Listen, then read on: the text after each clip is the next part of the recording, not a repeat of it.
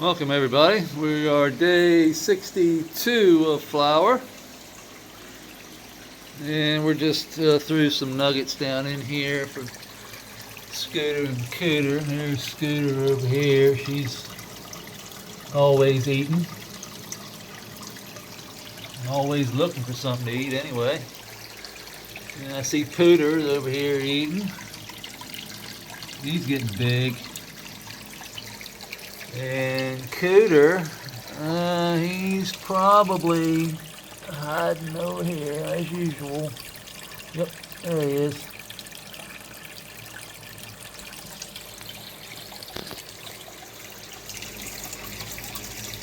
There he is. He's putting on some weight too.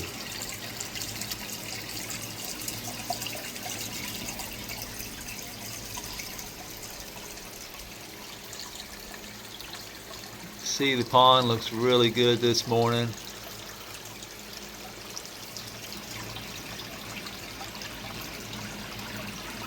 Scooter shell, all that film that was on it. I don't know if you remember seeing all that film. We put some lactic acid bacteria, about a shot glass full in the creek, and then a shot glass in the pond. We did that about 4 days ago, and I can see a big difference in their shells. I can see a big difference in the color of the fish. Everything just looks more vibrant. That lactic acid bacteria is eating all that gunk, that organic matter and that poo that's in the that's built up, that biomass. Basically, we have a lot of biomass in the pond and in the creek now. So the more stuff, the more life we get in the creek and pond, the more poo that's going to be coming out. We need biology to clean that. And also we do, a water change every once in a while. We also run our hand through here like this. I noticed that a lot of the algae gets stringy when the lactic acid bacteria starts to take effect. Really start to eat, starts to clump it up and turn it into a different shade of green. It's definitely being eaten, so I can just take some of it and pull it out and just set it right here, and it gets broken down. I bet we'll find a worm in here, all inside that sand, silt, and clay, and organic matter. I always see so much life right on the edge, like right in these pockets here. It's always like worms, all types of stuff in there.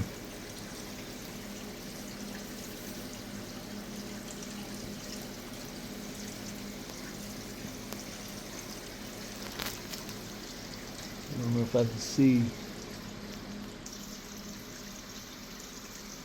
Every time I move something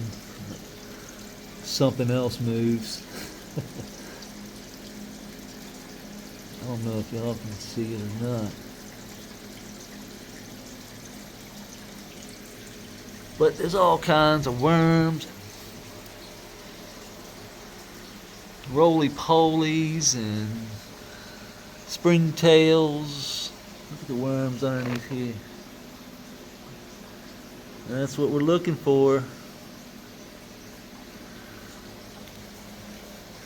We just packed this full of IMO 3 and 4 the other day, and we just water it every once in a while, make sure it doesn't dry out, and the worms just come right on up. All the life, everything just eats away at that biology that we have in that IMO 4. And the worms love the bacteria. It's built up all over this IMO 4. And they come in and just break down all that. I've filled this up 3 or 4 times in the last 3 or 4 months. and it just keeps getting better and better. So we're gonna put one here, and we're gonna put, well, we already got one there. We're gonna put another one over here, and one over there with the other ones, and we'll put one over here as well, or in the center. And that's just going to basically be where we can add IMO 4 and 5 without disturbing anything. So we can just keep putting it in there. The worms will come up, break it all down, spread it out around inside the bed. We'll get that natural spread by all the worms and biology and roly-polies and everything that's moving down in there, breaking down all that. We can take this and spread it out. If it doesn't get too even, once this breaks down, we pull this up, spread it around a little bit, put some more in it, keep on going. That's how we're going to build this soil up. You can see how we need to add sand, silt, and clay to the edges. So I decided we've got the sand, silt, and clay, so I figured we'd go ahead and do that this morning.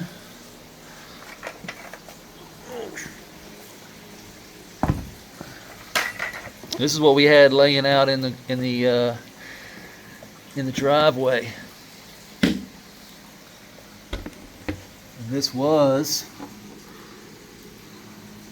down there on the edge of the reservoir down on our property, and it smelled really, really bad when we first brought it up. So it smells like a swamp. We bring it up, you can see all the organic matter in it, but it's also got clay, sand, silt, and organic matter. Everything we need right here. All the mineral and all the essential elements that we need to grow a plant is right here. We just got to get it to the biology to be broken down to be plant available. And then we can take this. So if you want silica, sand, and silt, boom, there's your silica. There's everything you ever need right here.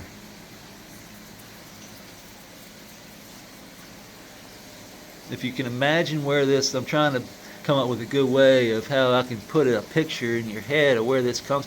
So picture in your head a mountain slope, and then for thousands of years all that organic matter from that mountain slope. Now imagine a creek at the bottom of the hill, and all that organic matter is falling down over the thousands of years. It's being broken down and washed down, and all that organic matter and sand and all the broken down trees that turn to sand and silt and clay and all these other minerals and nutrients that have been pulled up from the rock all get washed down the hill into the creek.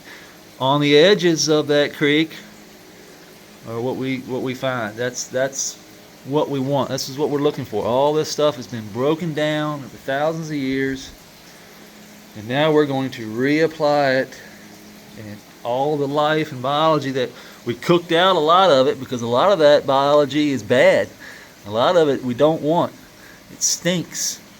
And we don't want bad biology. We want good biology. Now this has been completely cooked by the sun. It smells great. And once we rehydrate it, all that life, all the good life that we have in here will start to break down this organic matter and release that nutrient back to the earth, and plants will be able to uptake it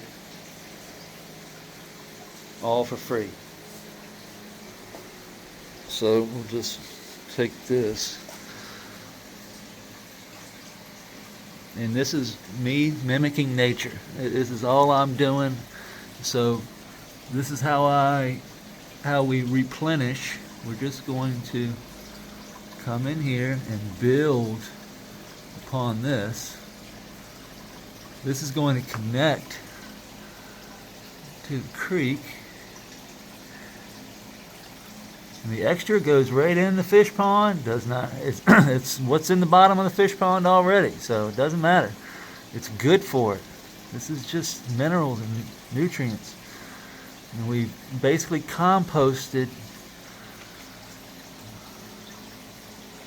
composted it in the sun. The sun is the best form of, what do we call that? Disinfectant. It's the best disinfectant around. So we're just filling in these gaps. All these gaps that you see down here that the millipedes and all the critters have milled in and just completely destroyed and turned into plant food. We're going to cover it with the sand, silt, and clay, and they will come back in and do the exact same thing. We will build more organic matter and more plant, break down more plant food. It's all about the breakdown process. So we're breaking down minerals and nutrients for plants to take up at the same time, but this is, picture this as just me adding food for the biology. Like the biology needs something to eat, it needs something to break down, and that's what we're doing. We're giving it. You can literally watch it wick up. It will literally wick right on up. All of this will be wet in a matter of minutes. If not, over here it'll take, maybe 24 hours for it to wick all the way up here, but it will wick. Look, it's already wicking all the way up. Eventually all that moisture will just wick right on up over that wall. So wherever we connect this organic matter, sand, silt, and clay to the creek, it just wicks right on up. Look at it, coming on up. Coming on up. It will wick itself all the way up over the wall and into the soil bed where the biology and the plants will take over from there. All we have to do is get it there. Help them a little bit. Sorry. Trying to get up in that hole there. So this is what we had. This is the second time I've had to do this in certain spots. And definitely we need to get over in that crack right there. You see that over there behind that pot? It's completely disconnected from the, even though the center of the bed there is moist as all hell. I mean, it's wet. I stuck the moisture meter down there and it is just wet, so we don't really need to worry about that. We need to get some over here on the edges over there, all along the edges of the creek over there we need to get to.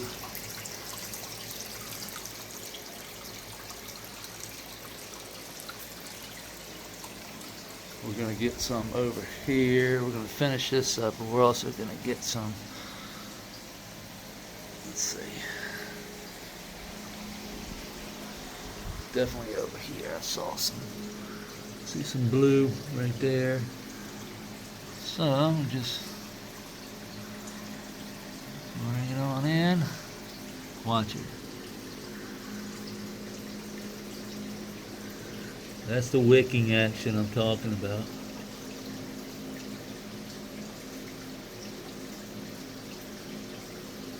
It's almost unbelievable, isn't it? You would think sand doesn't hold water. And that's the initial thought for me is that sand doesn't hold water. But when you mix sand with silt and clay, and the clay you can't see. People think clay is, all red. And, clay there's many different types of clay. Look at it. And that will hold that water, and it pulls that water right on up the creek wall, up to where the plants can get access to it. Just that simple. Once everything gets broken down, though, it becomes mud. it becomes worm casting mud, basically. And that worm casting mud is pure plant food. Look how it's just coming on up the hill. Told you, it's just crazy. Once I realized that, and this is how I regulate. So this is how we regulate the water. So if I don't want water coming up over, see, at first, this is what took me so long, is I had this stuff all along the edges, everywhere. And all along the edges is too much. It was wicking up way too much water. So what I realized is that I just need this in my where I want the water to be wicked up at.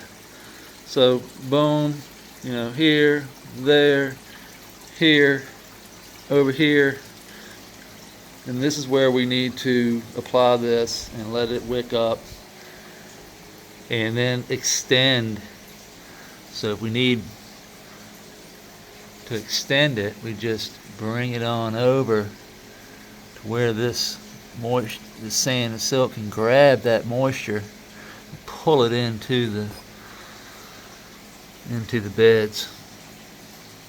And then you can just extend this sand and silt right along the top, and it will wick, and the worms will eat the sand and silt and the biology and distribute it all over your bed. Picture this as a top dressing, but I'm top dressing with sand, silt, and clay instead of kelp or crab meal, or bone meal, fish meal, and all that other stuff. This is what I have, and it's extremely active, high in biology. God knows what's in it. I don't know what's in it. I know it's good though. I know the worms love it. Earthworms love it. Everything, creepy crawlies, you name it, they all love it. So all I have to do now is just come back with my wand and my water and just water that in lightly.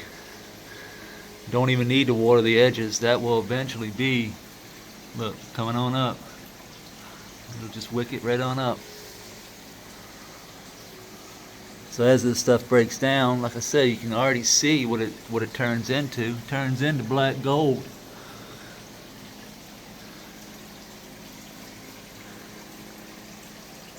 And that's what we're looking for. Black gold. Watch it wick it right on up. Coming on up. Pretty cool how it works.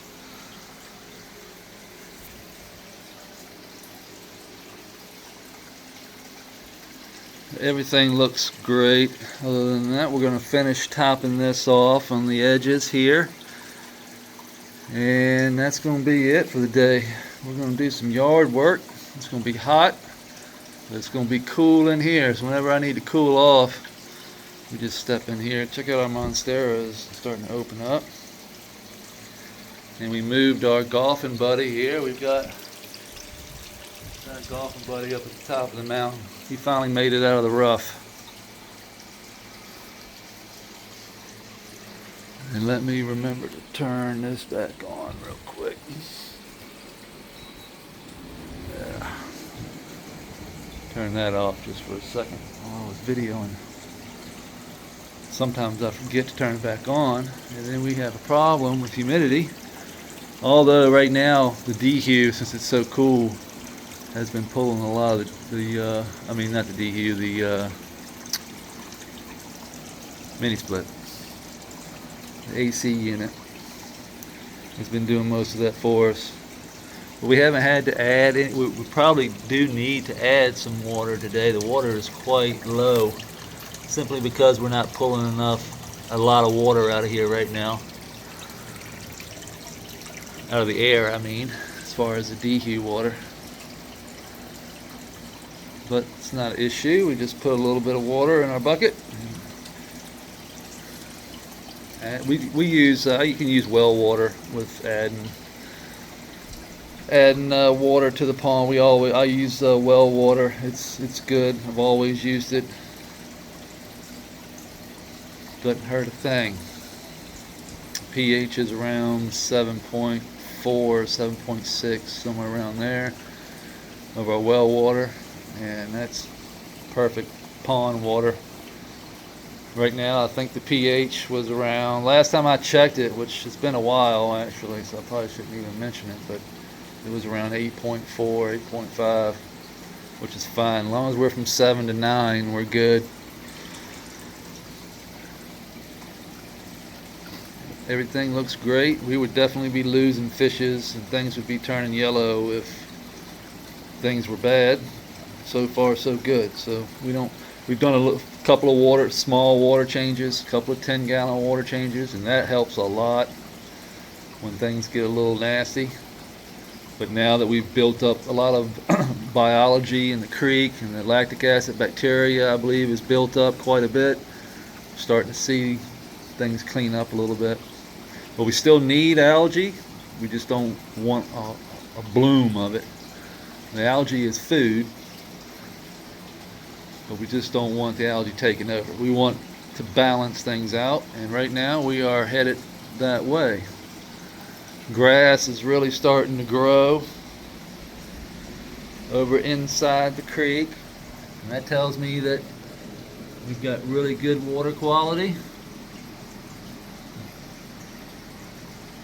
See the edge, that grass, the edge, that's what we want. We want it to, that stuff will spread, center, and it eventually will fill the creek right through here with nothing but grass roots. And grass roots are what we want. Lots and lots of roots in the creek. Basically, I want the whole bottom of the creek to just be one big mass of root, letting the water and all that poo just filter down through it. And all that grass will be eating that poo and growing nice and big, and then all the other plants will tap into the side of that, and voila, we'll have an ecosystem that we won't be able to stop. Everything will just be rolling. No pests. I haven't seen any flies, any gnats, nothing. And that's due to biology. It's due to the temperature being low. We're in flower, so it's 70 degrees in here, and once we pick up that temperature, once we cut these plants, pick up the temperature back up to around 79, get the humidity back up, we will definitely start to see those blooms of flies again. It's fine. It's just what happens in these cycles. Once the temperature gets right and the environment gets right, that's when they start hatching. But hopefully we've got enough biology in the soil now that eats the larvae of those flies so they don't get crazy. Maybe a few here and there will hatch, but most of them will get taken out by all the other biology living in the soil. So once we get this big city down here in the soil humming, hopefully everything will stay in balance. We'll get the cops going. We'll get the we'll have the whole treat it as a city basically. We got to have fire. We got to have rescue. We got to have the whole 9 yards. So we've set up the city. Now we're moving in the population. The population is moved in. We're setting them up. They're setting up their environment. Once they get their environment set up, they set their homes up. Then they start their schools, and everything else follows. So we're in the middle of the beginning stages of building our little city. Still, quite a bit of work to do, but I don't have to do it. It's all up to them now. I've given it to them, and I'm just going to stand back and watch them work. When I see things get out of hand, I'll step in and do what I can to help them out. But all in all, right now, it's up to everything in this bed to bring everything together and create a home for themselves that they can all live happy lives. So I appreciate everybody following along, and the GG4 sherbet will be coming down tonight. We'll come in here in the middle of the night and chop her down. She's been a great plant. She's definitely ready. Nugs are rock hard. They didn't get big, but I'm telling you what, terpy and hard is beautiful. Sticky. Whew. Very nice. Structure on it was great. Look at that. Just throwing nodes everywhere. Boom, boom, boom, boom, boom. And then she spread out like a good, like a good beast. Like the good beast girl she was. She just spread out and laid all over and started getting that good sun, just like the Trinity skunk over here. She's just huge, dangling all over everything. Starting to really turn.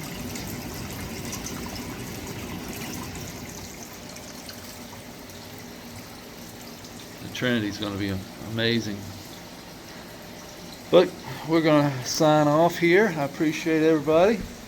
Cooter and Scooter say what's up, and we'll see you tomorrow. Have a great weekend.